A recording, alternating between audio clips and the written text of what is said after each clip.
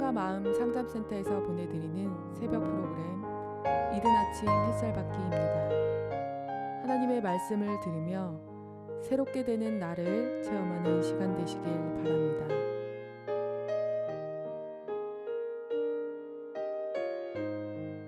사랑과 마음 상담센터에서 보내드리는 새벽 프로그램 이른 아침 햇살 받기 시간입니다. 우리는 지금 크리스찬이 받는 징계와 시험에 대한 이야기를 하고 있습니다. 내가 하나님의 선택이 있고 택함 받아 부르심을 받았다면 나는 분명히 예수 그리스도의 십자가의 대속의 은총을 믿고 있을 것입니다. 이 믿음은 영적인 것이죠. 우리가 교회를 열심히 나가고 교회가 요구하는 대로 내가 행위를 하고 있다고 해도 믿음은 나 스스로는 있다고 생각할지 모르지만 하나님이 보는 입장에서는 그것은 믿음이 아니고 행위일 뿐입니다. 믿음은 마음으로 믿는 것입니다. 마음으로 믿어 의에 이르고 입으로 시인하여 구원에 이르는 겁니다. 내가 진정 믿음이 있는 사람이라고 한다면 내가 육체의 삶을 살아가는 오늘 내 삶의 현실에서 믿음의 영적 현상이 발생합니다. 이 영적 현상은 하나님과 나와의 관계성을 증명하는 것이 될 것입니다. 오늘 내 삶 속에서 하나님의 징계를 받는 자는 하나님께 사랑받는 자요, 하나님께 징계를 받지 않는 자는 사생자라고 그랬습니다. 내가 아버지 없이 태어난 사생아인가요? 아버지가 있다고 한다면 징계를 받는답니다. 하나님은 사랑하는 자기의 자녀를 징계하고 시험에서 구원의 그날, 심판의 그날 하나님 앞에 담대하게 서게 하기 위해서 그런다고 했습니다. 오늘도 내가 하나님의 자녀라고 한다면 나는 오늘 내 현실을 통해서 징계받고 시험받는 것이 있을 것입니다. 지금 그 이야기를 하고 있습니다. 어떨 때 징계를 받는가? 어제는 다른 신을 섬기는 신앙으로 인해서, 즉 우상 숭배로 인해서 징계받는 것에 대한 얘기를 했습니다. 그 우상 숭배가 무엇이었냐면 하나님께서 다른 신을 추구하는, 하나님을 섬긴다고 하지만 다른 신을 섬기고 있는 이스라엘 백성들에게 북방의 모든 나라의 족속을 불러들여 이스라엘을 공격하게 만든다고 했습니다. 참 무서운 얘기죠. 예레미야 선지자에게 임무를 부여하면서 가서 하나님의 말씀을 전하라고 했습니다. 나는 아이라 말할 줄 알지 못하나이다 하고 싹 빠지니까 너는 아이라 말하지 말라고 말하셨다 그랬죠. 선지자의 말이 지금 내 마음에 부딪힐 때, 하나님의 말씀이 내 마음에 부딪힐 때 내 마음에 있는 그 우상, 탐심과 정욕, 자기의 쪽 욕구 이런 것들을 뽑아내고 파괴하고 파멸시키고 넘어뜨린답니다. 그래서 마음의 땅을 싹 정리해서 하나님의 성전을 건설하는 것입니다. 이것은 순수히 말씀입니다. 이 징계가 기본적으로 말씀으로 인해서 이루어지는 것입니다. 여러분들, 이 징계를 우선적으로 내 마음에 이루어지는 어떤 현상, 이걸 보시면서 징계를 한번 생각해 보시고요. 그리고 또 삶의 현상으로 드러나는 나의 이 무지몽매함 때문에 발생하는 문제, 현실적인 문제, 직장 문제, 부모 자식 간의 문제, 부부 간의 문제, 기타 사람과의 관계 등 하나님께서 다윗에게 말씀하신 것처럼 솔로몬이 잘못 가면 사람의 막대기와 인생의 채찍으로 징계를 해서 절대 버리지는 않겠다고 하신 이 말씀, 그 말씀처럼 오늘도 나에게 사람의 막대기와 인생의 채찍으로 나를 올바른 길로 가도록 하나님께서 인도하고 계십니다. 자, 오늘은 믿음과 착한 양심을 버린 자가 징계를 받는다는 주제로 얘기를 해보려고 합니다. 바울은 디모데전서 1장에서 디모데에게 예언으로 가르친 대로 믿음과 착한 양심을 굳게 지킨 가운데 믿음의 선한 싸움을 싸우라고 권면합니다. 가나안 땅의 7 족속과의 싸움은 우리가 선한 싸움을 싸는 것과 비교돼서 설명될 수가 있습니다. 그런데 이것이 믿음과 착한 양심과 연결되어 있다는 것이죠. 내 선한 싸움은 내 마음속에 있는 탐심과 정욕과의 싸움, 자기애적 욕구와의 싸움, 이것은 믿음과 착한 양심과 연관된 싸움입니다. 그런데 후메네오와 알렉산더를 포함한 일부 사람들이, 실명이 지금 거론됩니다. 일부 사람들이 이 양심, 착한 양심, 악한 양심, 이 양심을 버렸고 파선한 배처럼 믿음도 그러하다고 했습니다. 양심과 믿음은 정확하게 연결되어 있는 것입니다. 양심과 관련된 이 깨달음을 갖지 못하면 믿음 자체도 올바른 깨달음을 가질 수 없다는 의미를 내포하고 있습니다. 바울은 이들의 이런 신앙 때문에 복음 전파에 방해를 받는다는 것입니다. 그래서 이들을 사탄에게 내줬대요. 사탄에게 내어준 이유가 바로 뭐냐면 복음 전파를 회방하지 못하게 하기 위함도 있지만 또 다른 목적은 이들로 하여금 징계를 받아 고난을 받음으로써 가르침을 받게끔 하기 위한 목적도 있다는 것이죠. 하나님이 욥을 사탄에게 내어준 이유는 그 징계와 고난을 통해서 올바른 신앙으로 인도하기 위한 것이었습니다. 디모데전서 1장 5절부터 20절까지 말씀을 한번 쭉 살펴보면서 믿음과 양심에 대한 이야기를 좀 살펴보겠습니다. 저는 디모데전서 1장 5절 이 말씀이 매우 중요하다고 생각합니다. 교훈의 목적, 즉 복음을 전하고 성경을 해석해주고 사람들에게 예수 그리스도에 대한 이야기, 이런 얘기를 하겠죠. 이 교훈의 목적, 이것은 청결한 마음과 선한 양심과 거짓이 없는 믿음에서 나오는 사랑이거늘, 하나님의 말씀을 가리키는 것은 내 마음의 밭이 바뀌어서 내 마음에서 성령의 열매가 자라서 나오는 사랑이어야 된다는 거예요.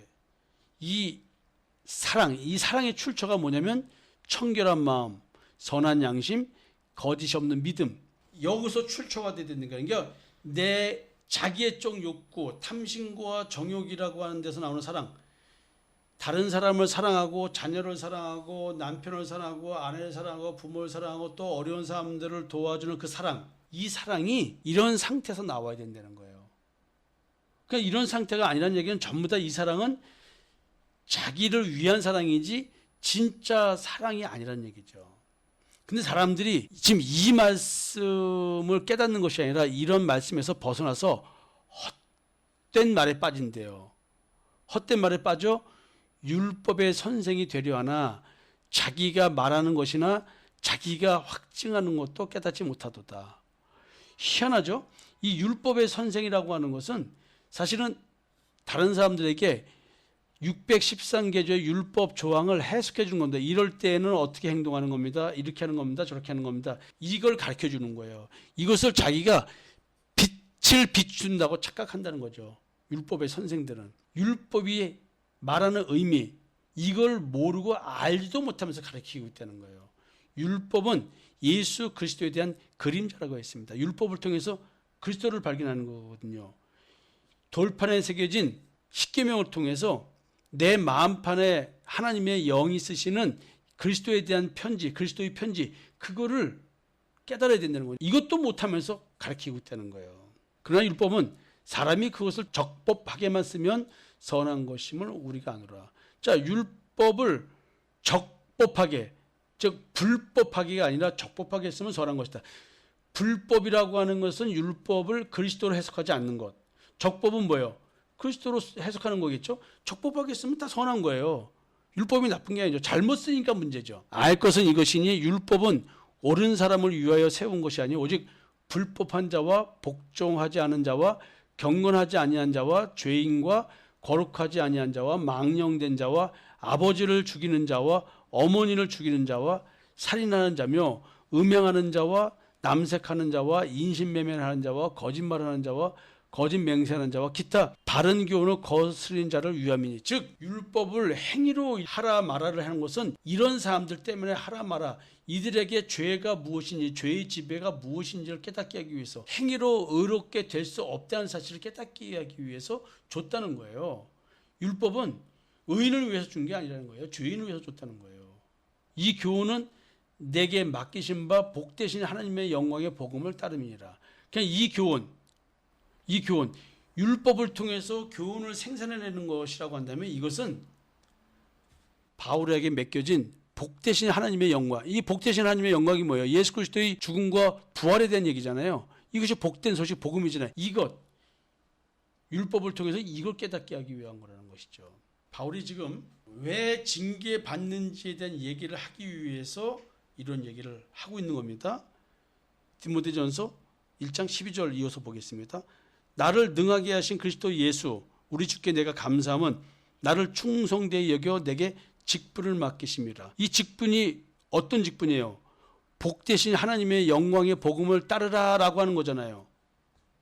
그런데 왜 이 직분을 수행하는데 어려움을 당할까요? 내가 전에는 비방자여 박해자여 폭행자였으나 도리어 긍휼을 입은 것은 내가 믿지 아니할 때에 알지 못하고 행하였습니다. 믿지 아니할 때 예수가 그리스도다. 성경이 얘기하는 율법이 얘기하는 것이 그리스도에 대한 얘기다. 이거를 믿지 못하고 알지 못했을 때 행했기 때문에 하나님께서 나를 불쌍히 여겨줬다는 거예요.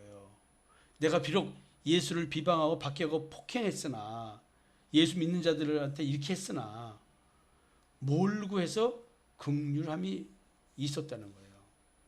우리 주의 은혜가 그리스도 예수 안에 있는 믿음과 사랑과 함께 넘치도록 풍성하였도다. 그러니까 이런 자기에게 하나님께서 이렇게 해주셨다는 거예요. 주님께서 이렇게 은혜를 베푸셨다는 거예요. 이렇게 사랑해 주셨다는 거예요. 나로 하여금 예수를 믿게끔 해줬다는 거예요. 그리고 바울이 이런 말합니다. 미쁘다 모든 사람이 받을 만한 이 말이요 그리스도 예수께서 죄인을 구원하시려고 세상에 임하셨도다. 여러분, 그리스도 예수께서 죄인을 구원하시려고 세상에 임하셨다. 이 말이 모든 사람이 받을 만한 말이라는 거예요. 근데 이 말을 왜 이렇게 안 받을까요? 그러면서 바울이 말합니다. 죄인 중에 내가 괴순이라. 예수 믿는 자를 핍박한 것, 그게 예수를 핍박한 겁니다. 그래서 바울은 죄인 중에 괴수라는 말을 하는 겁니다. 죄 중에 가장 큰 죄는 예수 믿는 믿음을 방해하는 죄입니다. 그러나 내가 긍휼을 입은 까닭은 예수 그리스도께서 내게 먼저 일체 오래 참으심을 보이사 후에 주를 믿어 영생 얻는 자들에게 본이 되게 하라 하십니다. 지금요, 이런 죄인 중에 괴수, 예수를 핍박하고 예수 믿는 자를 비방하고 박해하고 폭행한 자인 바울에게 긍휼을 베풀어 주신 이유는 예수님이 나를 오랫동안 참으심을 보여주셔서 나중에 예수 믿는 자들에게 영생 얻는 자들에게 본이 되게 하시려고. 아직 예수를 믿지 못하고 예수 믿는 자를 비방하고 박해하고 폭행하고 예수가 그리스도라는 것을 인정하지 못하는 자들, 예수님이 너도 이렇게 참고 계셔. 너를 지금 참고 기다리고 계셔. 나를 봐. 내가 그랬잖아. 지금 이 얘기를 하는 거예요. 영원하신 왕 곧 썩지 아니하고 보이지 아니하고 홀로 하나이신 하나님께 존귀와 영광이 영원 무궁하도록 있을지어다. 아멘. 자, 이런 신앙 고백을 하면서 이런 기도를 마무리 짓습니다. 바울이 디모데에게 말합니다. 아들 디모데야, 내가 네게 이 교훈으로서 명하노니 전에 너를 지도한 예언을 따라 그것으로 선한 싸움을 싸우며 믿음과 착한 양심을 가지라. 어떤 이들은 이 양심을 버렸고 그 믿음에 관하여는 파산하였느니라. 그 가운데 후메네오와 알렉산더가 있으니 내가 사탄에게 내준 것은 그들로 훈계를 받아 신성을 모독하지 못하게 하랍니다. 지금 왜 사탄에 내줘서 징계를 받게 합니까? 왜요? 복음 전함을 방해하지 못하게, 예수 그리스도를 더 이상 모욕하지 못하게, 하나님을 더 이상 모욕하지 못하게 하기 위한 거죠. 제발 이런 훈계를 받고 징계를 받고 돌아왔으면 좋은데요. 우리 성도들, 우리의 삶이 사탄에게 내어준 것 같이 여러 가지 어려움을 겪고도 있잖아요. 또 내 마음속에 얼마나 힘들고 고통스럽습니까? 내가 나를 이런 존재라는 것을 직면한다는 것이 얼마나 고통스럽습니까? 징계받는 겁니다. 이게 십자가에 죽어가는 겁니다. 이미 십자가에 죽은 이것을 확인하는 삶을 사는 겁니다. 예수를 그리스도로 믿는다는 신앙 고백을 한 성도들 중에서 마음으로 믿는 믿음의 의를 추구하는 영적인 신앙을 추구하기를 거부하고 율법의 행위에 의를 추구하는 육체적 신앙을 추구하는 자가 받는 징계, 이 징계는 뭐냐면 사탄에게 넘겨지는 것을 의미합니다. 사탄에게 넘겨진다는 것, 복음을 방해하는 자들에 대해서 더 이상 복음적 변화의 가능성을 어쩌면 완전히 포기한 상태이기 때문에 현실적으로 바울은 그들과 복음적 관계를 맺지 않겠다고 선언하는 것입니다. 제가 여러분들에게 가끔 그런 얘기죠. 그러실 바에는 우리 교회를 떠나세요. 왜 담임 목사의 말에 순종하고 따르지 않고 받아들이지 않으면서 뭐로 고통받고 우리 교회에 있습니까? 그럼 또 이구동성으로 말해요. 어디 가서 이 복음을 듣습니까? 아니, 이보세요. 어디 가서 이 복음은 못 듣는다고 한다면 말씀에 순종하셔야죠. 성상모 목사에게 순종하는 것이 아니라 성상모 목사가 전하는 복음이, 성경이 믿어져야 되는데 받아들이지 않는다면 그럼 믿지 않는 거잖아요. 여러분, 왜 고통스러운 줄 아세요? 복음을 제대로 받아들이지 않기 때문에 힘든 겁니다. 자, 오늘 좀 어려운 얘기를 했는데요. 이런 말씀을 기억하면서 디모데전서 1장 5절, 오늘 내가 그리스도의 마음으로, 하나님의 마음으로 대상관계, 나와 관계 맺는 부부든 가족이든 누구든 우리는 사랑하는 마음으로 관계를 맺고 살아야 됩니다. 그렇다고 불합리한 것을 받아들이는 사랑을 말하는 게 아니에요. 허다한 죄를 덮는 사랑, 서로에게 불만이 있어가지고 관계를 깨는 이 모든 것들을 용납하고 용서하고 온전하게 매는 띠로 갈등이 깨짐으로 가는 것이 아니라 도리어 사랑하는 관계로 가고 갈등이 도리어 사랑을 느끼게 하는 이런 관계. 복음을 우리가 깨닫는 것은 청결한 마음과 선한 양심과 거짓이 없는 믿음, 거짓이 없는 믿음에 나오는 사랑을 할 수 있는 사람으로 영적 정체성이 바뀌었다는 사실을 말합니다. 내가 오늘 진짜 예수 그리스도의 십자가 대성의 은혜를 믿습니까? 그러면 자기 의를 생산하는 악한 양심에서 벗어나 이 청결한 마음으로 믿는 믿음, 거짓이 없는 믿음, 즉 자기 의를 생산하는 악한 양심의 지배를 받지 않고 예수 그리스도의 십자가의 대속의 은총으로 내가 이 양심이 악하다는 것, 옛사람의 양심이 악하다는 것을 깨달아서 주님의 마음을 품는 마음으로 오늘 현실의 삶을 사는 겁니다. 여러분, 교훈의 목적, 청결한 마음과 선한 양심과 거짓이 없는 믿음에서 나오는 사랑을 할 수 있는 사람이 되기 위해서 오늘 하나님은 나에게 징계를 베풀고 계십니다. 오늘 사랑이라는 단어 한번 생각해 보셨으면 좋겠습니다. 감사합니다.